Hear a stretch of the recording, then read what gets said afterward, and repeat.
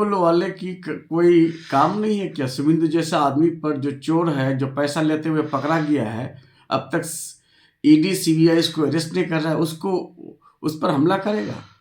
जो हमला उस वक्त उसको करता है जो बड़ाबड़ी में होता है। वो तो कहीं नहीं है, वो तो एलओपी के लायक भी नहीं है। वो जो स्टेटमेंट देता है, उस स्टेटमेंट भड़काऊ स्टेटमेंट देने की वजह से कोई भी आदमी उस पर अटैक कर सकता है। टीएमसी वाले की कौन सी जरूरत पड़ गई है? उसका ही दल में तो 17 ग्रुप है, उन्हीं के दल का आदमी सबको पीछे करते करते करते करते जो लोग पीछे हो गया है, दिलीप घोष को टॉर्चर किया, उसके बाद जो है सुकांता मजूमदार को टॉर्चर किया, उसके बाद जो बाबुल सुप्रियो को टॉर्चर किया।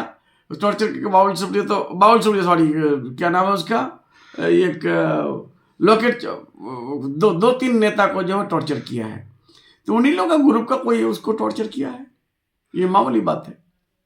तो या ईडी जो छापेमारी के बीच में सीएम साहब गई, तो इस पर बीजेपी बोल रहा है कि क्या वजह था जो वहाँ जाके फाइल लेकर आई और ऑनगोइंग प्रोसेस में इंटरफेयर करना। इसको लेकर भाजपा द्वारा जो विभिन्न तरह के आरोप लग रहे हैं, इस पर क्या बोलना चाहिएगा?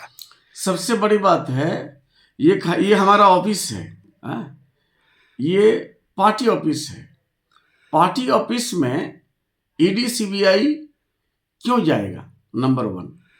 नंबर 2, पार्टी स्ट्रेटेजिस्ट अब एसआईआर को लेकर के वो वोट बातिल देने की साजिश किया था ज्ञानेश कुमार को लेकर के, और ज्ञानेश कुमार के बेटी को डीएम बना के भेजी है गवर्नमेंट। उसका सन इन लॉ को डीएम बना के भेजा है, जो सबसे जूनियर है।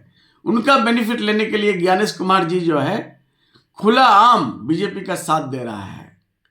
तो उसको हम लोग रुकाने के लिए स्ट्रेटेजिस्ट हायर किए हैं। वो आईपैक, जब आईपैक मोदी जी को प्रधानमंत्री बनाया था, उस पर तो कोई रेड नहीं किया था। प्रशांत किशोर जब तक आईपैक में रहा तब तक तो रेड नहीं हुआ। प्रशांत किशोर तो वहां से चले गया है ना, वो बिहार में। प्रशांत किशोर रेड किया है कि नहीं किया है?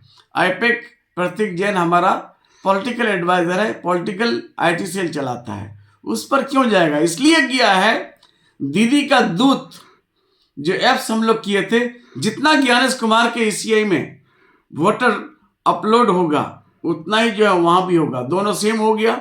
अब ज्ञानेश कुमार को डर लग रहा है कि सारा डाटा तो वहां सीएम इकट्ठा कर ली है। जब डाटा इकट्ठा कर ली है, कल अगर वोटर लिस्ट से नाम बातिल करेंगे तो हाईकोर्ट जाएगा, सुप्रीम कोर्ट जाएगा, डाटा प्रोड्यूस हो जाएगा। इसलिए डाटा को चुराने के लिए और स्टडीज को डिमोरलाइज करने के लिए आज जो है सीबीआई ईडी जो है वहां गया है, और चोरी करने के लिए, डाका डालने के लिए। और होम मिनिस्टर तो खुदे तड़ी पा रहा है, उसके बारे में सारा भारत जानता है। जहां कोर्ट जो है उसको बोला है कि ये समाज में रहने का लायक नहीं है, वो अगर होम मिनिस्टर हो जाए तो उससे ज्यादा क्या उम्मीद कर सकते हैं? और सबसे बड़ी बात है, आज जहां जहां स्टेट में चोरी हुई है वहां बीजेपी का सरकार आया है। 20 लाख वोट चोरी हुआ हरियाणा से, सरकार आ गया बीजेपी का। 16 लाख चोरी हुआ दिल्ली से, सरकार आ गया बीजेपी का। उसके बाद महाराष्ट्र में 45 लाख चोरी हुआ, बीजेपी का सरकार आ गया। उसके बाद जो है आपका मध्य प्रदेश में, उड़ीसा में, जहां जहां वोट चोरी होता है वहां जो बीजेपी का सरकार आ जाता है। और कुछ दिन पहले बिहार में वोट चोरी हुआ, उसके बाद सरकार आ गया है बीजेपी का। और इसलिए बंगाल के बारे में मोदी और अमित शाह सोच रहा है। ये लोग सोचता है कि हमारे दिन तो जो है आखिरी दिन है। अरे तुम्हारे बाद भी आखिरी दिन होगा। जब तुम पावर में चले जाओगे, तुमको जो हैंडकप लगा करके लोग जो है हिंदुस्तान के लोग घुमाएंगे। तुम्हारे जो तुम लोग जितने लोगों को साफ सफाइया कराए हो, उसका भी हिसाब होगा, और उसका हिसाब बेहतरीन से हिंदुस्तान लेगा।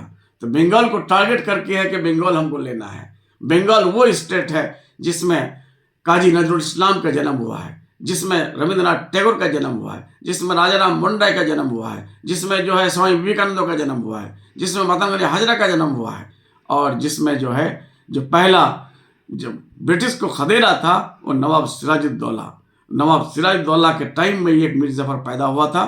फॉर टाइम बिंग वो जिसकी वजह से 250 साल हुकूमत किया अंग्रेज, और अंग्रेज को खदेड़ने वाला फिर यही बंगाली लोग थे, पंजाबी लोग थे।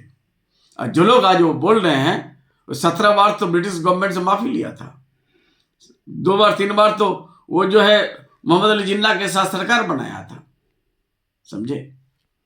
ठीक, थैंक यू। हो गया।